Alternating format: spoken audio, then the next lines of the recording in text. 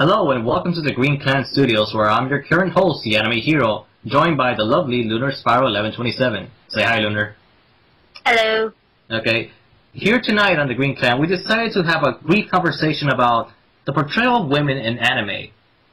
As you may know, because, well, Lunar, you are as aware of it as I am, since we're both anime fans here, but you can see that from the top of your head, can you really think of that many badass female characters? I could think of probably a few. Mm-hmm. But most of them I think of are in One Piece, I guess. Also in Attack on Titan, yeah, definitely. No, because what I was going to say is that there's not really, an abundance, because I personally feel there should be more, because one of my complaints with, well, I know Merlin agrees on this as well, but I don't know if you can quote me on this, but the thing is, like, as we all know, there's, like, an abundance of fan service, and a lot of the characters aren't as utilized as they're supposed to be meant to be, because, for example, like, Lunar, let's talk about Naruto, for instance. Like, for some reason it's like a recurring theme for me bashing on the big three, but I just, there's no other greater example at the moment. Because one of my problems on Naruto is are these two characters being Sakura and Ku, and what was her name? What's the redhead's name? I can't remember now. Karen. Yeah, Karen, because like, we talked about this before, but since we're not an official call, we gotta reestablish this. Is that, don't you think that they're a little too obsessed with the character they're chasing after? To the point where it's like, well, it's... Yeah, go on. Sakura not as much, but Karin definitely. Well, can you provide some examples that are, like, in your own personal opinion? Well, Karin at the very beginning had this obsessive crush over Sasuke, and it was in the anime was because of his chakra, and she even went to go to extents of like carrying his like dirty clothes, even wanting to, and I quote, ravage him like crazy. That was in the manga, and then she had this like redeeming quality when Sasuke, since he deemed her useless, he stabbed her, and she was like, you know what, screw this, Sasuke, I'm done with you. And I was like, yay, finally she's over him. And then when she comes back, and, she confronts him about, trying to kill her, and she gets pissed off, and then she goes back to her annoying fangirly self, instantly forgiving him, and still having that stupid crush. Yeah. In my review, I named her as the worst female character in the Naruto series. Whoa, that bad. Yeah, that bad. Because my problem with Kishimoto writing is because I always question, does he know what love actually is? Because I know he's married, but I just don't buy it because he's not writing his girl characters effectively, especially when they're in the romance department, because the way they're heading, they're in abusive relationships, and that is not exactly a good thing to be putting in a Shonen Jump magazine either. I know. I mean, only the decent pairings, they either end up dead or pregnant. Or never. Okay, actually, that's actually the other one that I was going to say is that though, for whatever reason, like if you think about it, even Asuma, like obviously his relationship was steady or whatever, but she's pregnant, but she's by herself though. Yeah. I know he's like, I'm not saying that like he planned his death or anything, but that kind of just goes to show is that I know it's Shonen Jump, but the main focus is not the romance, but you have to make it kind of believable and acceptable. Because my problem here is that I always keep wondering if were you forced into a marriage, Kishimoto, because I don't think you even know the basics of an actual relationship. I mean, granted, it's not always easy writing one, but at the very least, we know that when a character, kind of stabs you, you don't want to go back to that person. You consider that as a very harmful to your life. It's like exactly, even when it's somebody who tried to kill you 3 times. Because my problem with that, it's not just Naruto, but it's some other series where there's always this portrayal of this very dependent woman that it kind of looks very. It's not only degrading, but it's kind of like saying like it's submitting women into a certain place. But I don't know. I just do not approve or like this portrayal where they're just dependent on a single person regardless of what happens. Yes, there's that concept, true love covers all, and, willing to sacrifice for someone you love, but don't do it to a person who, that a person that the audience is well aware of, they're not worth that suffering. They're not worth that struggle for. Yeah, especially if it's someone who's not going to love you back. Because, for one thing, with the way okay, I'm going to talk about it for a little bit. The way Sasuke views Karin is an object, and, there's nothing more insulting, really. I mean, why are you going to chase yourself after this one guy that, clearly murdered you, and then even with Sakura, I don't see why she would have an interest in him. It's especially so in the very beginning where, yeah, I know she was only 12, but that's kind of like that age where I don't know, that's kind of like the demographic where girls are into the rebellious type or something, but there's a line to be crossed there at some point. But I think it's enough for Naruto for right now. Let's talk about another series because well, we talked about this before, Luna, but remember when we spoke about Hime a while back? Oh yeah, definitely. Because that's one example where you're making your character too dependent on a single person. For one thing, I mean, I'm not saying all the characters have to be very independent and tough right out of the bat, but there's at least some sort of common sense that they have, or some sort of, not just common sense, but a more personal identity to themselves. Because they don't seem like their own character. They're constantly, want to fling themselves to someone specifically. Because, I mean, with Kubo, for instance, with Orihime during the whole Aranka arc, we knew that she created a vow for herself that she wanted to destroy the Hokyoku, but then it never happens. He never puts her in a situation where she could, utilize her said powers. Yeah, especially when they establish, her powers can basically, technically resurrect the dead. Mm-hmm. That's what she did with, Mentally. Yeah, with Mentally and the other, well, I can't remember the other one that, Her name was Lolly. Lolly, yeah, Mentally and Lolly. But, because even Aizen was confirming that she had a power that would defy the gods, and you're kind of letting this, you let the big opportunity go. Because I know, especially with all that build-up that she might be able to be strong enough to help fight alongside with Ichigo and the others. Yeah, the whole training she had to go through. It was completely wiped away at the end when she was the damsel in distress, constantly yelling out, "Kurosaki-kun! Kurosaki-kun!" This was actually the part of the series that I didn't like. Because I kind of liked Orihime, but this just made me not like her at all. Even though I want to feel sorry for her, I just couldn't. Yeah. Well, it's understandable because, well, let's jump into the next one because I know we made this very short, but technically Orihime is the only character I could think of that's a bit of a problem in Bleach because the other female characters, they all seem to be, I guess, balanced enough. They haven't really accomplished that much feats or, the compelling storytelling, because aside from Rukia, is probably the only one that had the more, written context with her. Mm-hmm. But the other characters, I could say that they definitely are assertive. They're definitely, they're not clingy. I guess the best way to describe it. Yeah. You think the female characters in Bleach are better than the ones in Naruto? I would say, well, I think probably the most complex written one is Rukia, with the whole, concept of her killing someone, in a way of saving them.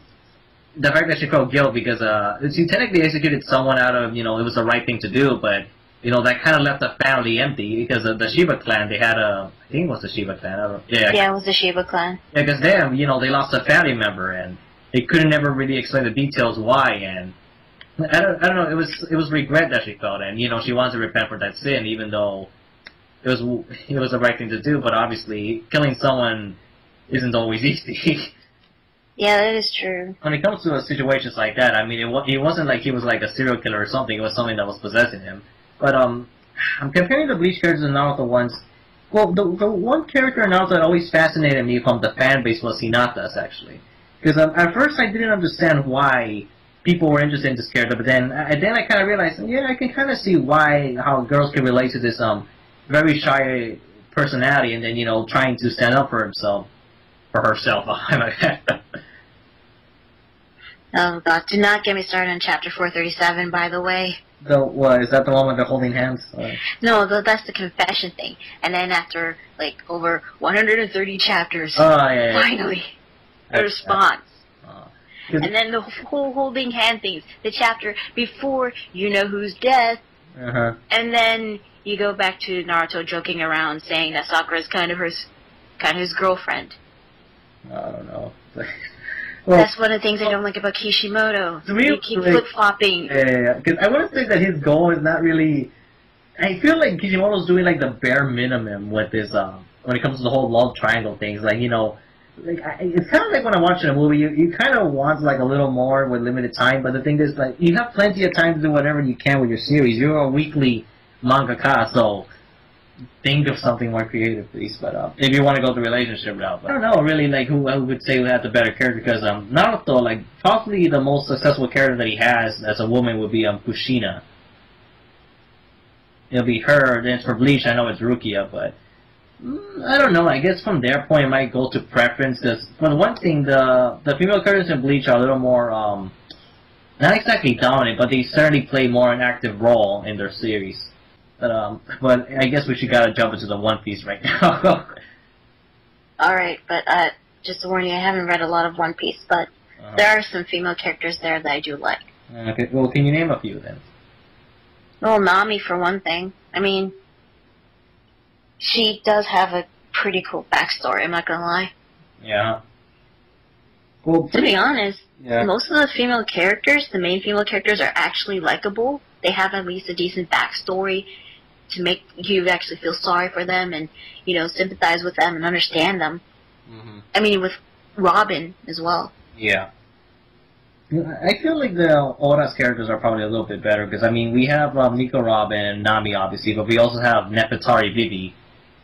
I would say those three are probably the best written ones that she has, because aside from that, the characters have just kind of been kind of there, really, or they just hold like a dominant presence, because, like, for example, Boa Hancock is you know, obviously she's a warlord. She definitely, you know, holds up to her reputation of being like the Pirate Empress, but, you know, in terms of, you know, an actual story, like, she's not that involved. But, yeah, I know. But then again, like, Nami and Robin obviously are going to be the ones that are, you know, our main focus in the long run. But I don't know. I would say like the oldest characters are a little better. Like, well, I would say those women characters are probably a bit more better written, because I mean the Nico Robin and Nami are obvious, you know, the obvious big hitters for everybody. But one of my problems is anime in general is that sometimes when you have like a girl character that is like a really good character, but she is reduced to fan service bait. For example, Fairy Tail. You have some great female characters right there, like Erza, for example. She was awesome, and then now, as time went on, she's also being reduced to fan service bait. And the token fan service girl in that series was Lucy. Yeah. To the point where it gets really annoying and kind of ridiculous, especially in, I know I didn't want to bring this up, but the Dragon Invasion.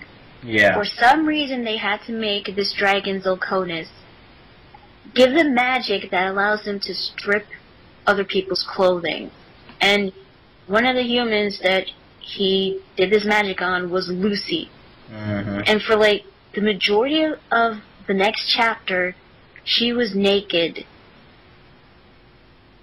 And I keep saying this many times. Hero, if you want to make a hentai, get it over with. I mean, even right now, Erza's now exposing her vagina. What? Oh, God. Yeah, there's this, like, thing where, she was turned into a kid by one of the members of this evil guild, but when she came back to original form, she only had this shirt on, and when she grew back, it only covered the top part of her body, exposing her lower half. And apparently she wasn't wearing any underwear. Yeah. Yeah, I guess you were just going. To me, it is, I don't know what's going on with Japan, because they always seem to take things like in, it's kind of something similar to seasons, because like 1 year, you know, a couple years ago it was mainly about the whole Moe and Lolicon thing, and then it went to the etchiness and the fan service. That like I want to say it was like 2 years ago or last year even. That wasn't like one of the recurring themes for girls was like wearing eye patches. Yeah. There was a theme there. Then there was like a theme where it just got really weird, like the like Mysterious Girlfriend X, the one with the saliva and the scissors thing. I don't know. There's like always every year there's like this weird fetish going on in Japan. There's definitely a problem with women being objectified over there because I know Sean mentioned it before that it's like very not exactly the most expressive country you could be in. Yeah, that's true. I mean, like not even the gays can actually express themselves properly because it's acceptable like if it's some guy just acting kind of flamboyant, but if they know clearly that it's gay, then everyone just gives them the bad look. And I don't know, that's like one thing of Japanese society that in several countries altogether where they just gotta learn to accept things. But then again, the United States of America isn't exactly that great either when it comes to accepting other people's beliefs and religions or personal sex choices. Oh yeah, definitely. Because I kind of want to say this because like I know it's for certain that a couple other countries certainly hate the Americans and everything, but I'm not gonna deny that. Like we're like probably the only country that keeps spouting that we're the greatest, but that's not really true. And we got like our own personal. We got a bunch of we got a bunch of dicks up there. Basically, that's the best way to describe it. I don't know. How do we go from female characters to gay characters now? Well, I don't know. We're talking about something about Portrayal, but okay, let's go back a bit because I don't let me think because to me there are some good women characters out there. It's just that to me what's interesting though is there's some characters that are clearly written by guys and they can pull it off better than most people. Yeah. Who's the one that did Ghost in the Shell? I can't remember his name, but yeah, I know what you're talking about. But Makoto Kusanagi, I think that was her name. Yeah, that's the character. Yeah, she was a good character. Mm-hmm. Because I'm trying to think of another one. Like for example, the author for Claymore, and the same thing goes for the author of Black Lagoon. I mean, they're both guys, but the way they wrote the characters are definitely like a lot better. Certainly, they're the more assertive type, but there's some good characters out there. There's the cast of Higurashi. There's Lucy from Elfen Lied. There's the cast from I can't remember the name of. I don't know who's the one in charge of it, but the one who made Bubblegum Crisis, like that series. The novelist who made the Dirty Pair anime. Actually, have you ever heard of Dirty Pair? Heard about what now? Have you ever heard of this anime series called Dirty Pair? No, I have not. Okay, because hold on, let me link you this like pretty quickly. Like I kind of just want your opinion on this opening, because like to me, I would recommend this show to anybody because I don't know how to describe it. It's not really plot wise, but it's like the I don't want to say it's a girly show, but let's just say the characters are very feminine, but the show is catered for like both genders like easily. Oh, the opening's definitely interesting. I don't know, because I feel like there should be a little more. There are some shows that are like this, but I feel like people, they're not looking around hard enough. Because, I mean, yeah, there's Dirty Pair, but there's also, what's this other one that I was just thinking right now? I already mentioned Claymore, I mentioned Black Ghost Super Mikami, that's another one. There's The Slayers, that's another good show. Oh, yeah, Slayers, definitely. The Slayers, Ghost Super Mikami, I already mentioned Black Lagoon, but Bubblegum Crisis is another one. Yeah. What about Sarah Moon? Oh, that's I mean, it was the very first one we've seen a main protagonist who was female. Yeah. Well, actually, there's another show that I should mention. Well, there's Cat's Eye. That's another series. That's a good one. That's actually a Shonen Jump title. But hold on, let me. I don't think the opening is the best example for Cat's Eye though. Basically the best way to describe Cat's Eye is something like well, I don't think you heard of Cat's Eye either, right? No, not really. Because this is actually a Shonen Jump title. But the best way to describe it, it's from the creator of... Fuck, I want to say it's from the creator of City Hunter, but I could be wrong. But basically to describe this, it's something like a female version of Lupin the Third. Only that it's with three sisters. I mean, there's definitely shows out there where have, these good women characters. Like, they're probably, like, not the best complex or anything, but they're definitely great. Like, Michiko and Hachin, that's another example. Mm-hmm. Well, what about the show Revolutionary Girl Utena? You ever heard of that one? Yeah, I heard of that one. Like Merlin recommended me to check that out, and I know eventually I will because the other two women shows I can think of is Rosa Versailles, just about Lady Oscar, woman that was raised as a guy basically. Mm-hmm. And doing the but the other series which is probably the very first ever like super heroine in anime and manga is this character from Osamu Tezuka named Princess Knight or Princess Sapphire. That I've never heard of. The thing is, I see a little bit of the show, and it's not well. You can tell that it was made in the '60s, so but I don't know. There's something funny about it, like but I want to say the whole fan service thing is it's something that's come recently because, like, for example, like as you can see in these pictures of Princess Knight, it's clearly like something very innocent. Mm-hmm. Yeah, definitely. Yeah, because although some people might have mistaken her for a guy. Well, I don't think she really looks that guyish, really, but... Now, I'm gonna give you a clip that was something from... Like, this is like something that was made, like, in 2010 or something. This is, like, for the anniversary of Osamu Tezuka. But even here, for example, there's this scene where she pops out, like, she does something badass, but the thing is, like, when she first appears, even though it's very brief, it is fan service. Are those robots? Yeah, those are robots.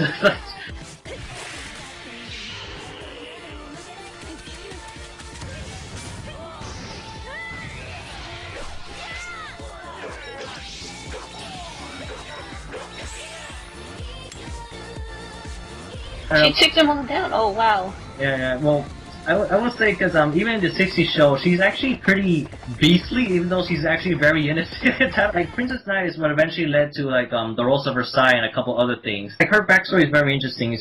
That kid is actually an angel. That's an angel? That's an angel, but here's the story that it goes. The thing is, there's this kingdom, and they were expecting a boy. However, in heaven, there's, like, several different babies that are, like, destined to be born. And the angel was, like, a very mischievous kid. So he essentially changed the gender of one baby, and he changed it to a female. And because of that, like, he was banished, and due to that, now the kingdom has, like, a girl child, and in order to keep the kingdom from falling into, like, an evil brother's rule, they decide to say that the daughter was actually a boy, and they're trying to keep that as a secret, just until she's old enough to take the throne and, rule over it. The women characters of Fullmetal Alchemist are, like, probably the best examples of, a woman writing a woman character. With Izumi Curtis. Well, that scene, actually, I think it's like fan service done right. I mean, it wasn't too fan servicey, but it was still fan service nonetheless, but it was the good kind in a way. The good kind. Well, yeah. I don't know, like, how that comes. Well, I guess in your viewpoint, we're trying to say it's, like, bearable. Yeah. Yeah, it's bearable. Like for me, like, well, I guess taking it from a guy's perspective, because this is a character that, was never really portrayed as fan service whatsoever, and then, just to see the first thing's like, whoa. Like, okay, I don't think I ever seen Tezuka have, like, a fan service moment anywhere. Because, the one character that is clearly for fan service, well, me and Kai talked about this the other day, but, you remember Cutie Honey, don't you? Yeah, Cutie Honey, I remember that. Yeah, I heard, like, she's clearly, like, I want to say she was the one that originated the fan service. It was either her or Fujiko Mine. One of those two characters is what started it all. And, okay, this is really random, but right now, apparently, Antfish just happens to upload the third episode for his JoJo Abridged. Whoa, what? Yeah, it just 51 minutes ago, it just happened to upload it now. Oh, shit. And we were just talking about this earlier. Yeah. Oh, crap, now I gotta watch it. Yeah, but, hold on, let me... We should probably... Yeah, I know. But before we go, well, Lunar, just give me your overall thoughts on fan service from a woman's perspective. Well, to me, fan service is, for a male demographic, for fan service, to me, it's okay, but if you have it, like, way too much or over the top, it kind of turns me off in a way. I mean, I would be interested in if there's, like, so much fan service or so much over-the-top fan service. Like, why I couldn't get really into High School of the Dead because of it. Yeah, because that's the main problem with everybody with that show, really. Unless that type of person is already into that sort of stuff. Because me, with honesty, I haven't seen a show that's that exploited with, well, no, I take that back. There's only one thing I've seen that's that exploitation with women, which is, Cutie Honey. But however, No. I seen that it's a 3-episode OVA.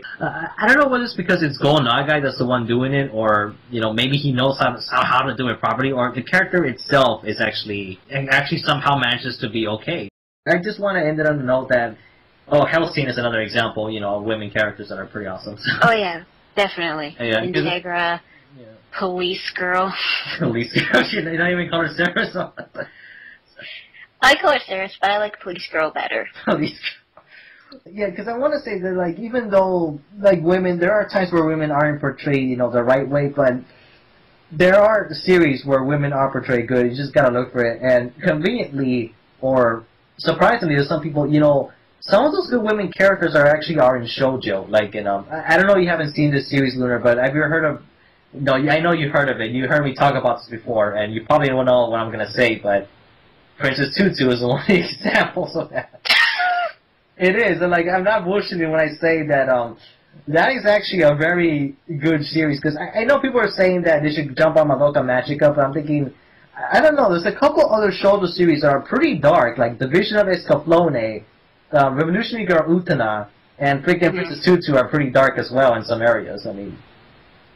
But I will say the first episode of Princess Tutu is just, you can't take the first episode seriously whatsoever. Especially the ending, it's just, no. But obviously I know, everyone doesn't, not everyone's going to want to jump on the shoujo, obviously, because, I mean, this is coming from the guy that is most into the most manliest things ever in YouTube, so, I mean, I made the list of the manliest anime openings, and I know what manliness is, but, I don't know, I guess I have a little bit of a feminine side, I don't know, everyone has one, but, fuck it. Everybody has one. But fuck it. I mean, there's characters like Casca, Revi, Balalaika. Hellgirl is another example of a good girl, well-written woman character, or is she a girl? Well, because of her age, is yeah, we all know. Her age is very questionable, but whatever.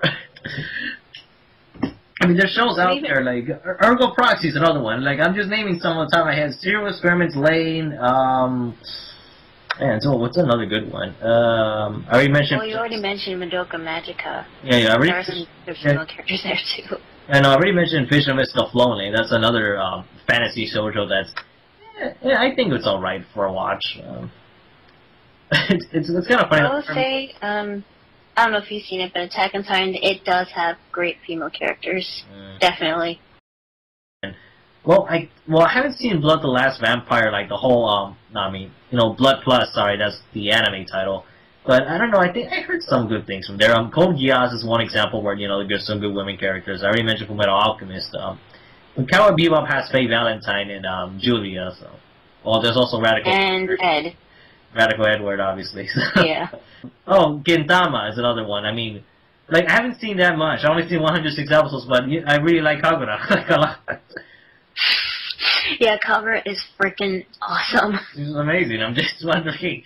I don't know. I don't think I ever seen any more. I don't think I ever seen that fun of a girl character in a long ass time. She's just so. She can be so dirty at times. That's the thing. I mean, with throwing up on shit and everything in her language, just that. I don't know. She's tons of fun. But she is an alien. Yeah, she doesn't seem that much of an alien. Yeah, but she is, isn't she? Yeah, that's something I keep forgetting. Here's another one that I just remember. This 6-episode OVA called Murder Princess. That's one example of, well, not exactly the best female character, but, a good one to watch. Mirai Future Diary, I mean, well, Gasa is very, very unforgettable. And it's just lastly, and lastly, I guess on the end off the note on Lena Universe from the Slayers, just that's a lot of fun. Well, Lunar, do you have any other shows that you could recommend, before we go? For female characters? Yeah, or any show in general, but well, definitely Slayers, like you mentioned. Madoka Magica, definitely. Even though it's not like any other magical girl show or any cliche magical girl show. Magical girl show. Yeah. There you go. It's like a tongue twister. It has some dark themes, but it is a really good show. I was already shocked when I found out there was guns in there. Do you mean there are guns in there? Yeah, I know, because knowing that there was guns in there, I was like, whoa. Are we sure I'm watching I haven't even seen the show yet, but I've seen a few clips. I'm thinking, Am I sure this is magical girl? Oh, okay. So pro tip: if you watch this, prepare yourself for episode 3. Yeah, that's what I've been hearing from everybody. Like episode 3 was like the deal breaker for everyone.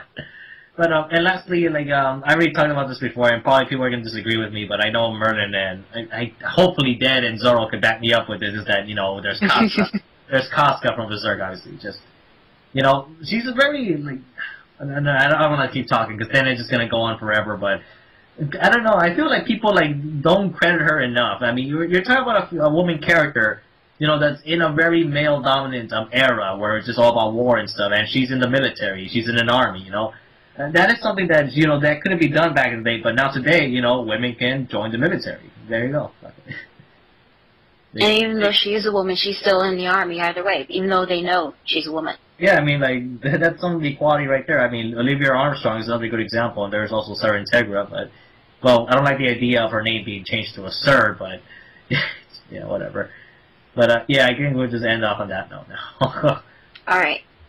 Yeah, I guess we'll just wave goodbye. Alright, bye everybody.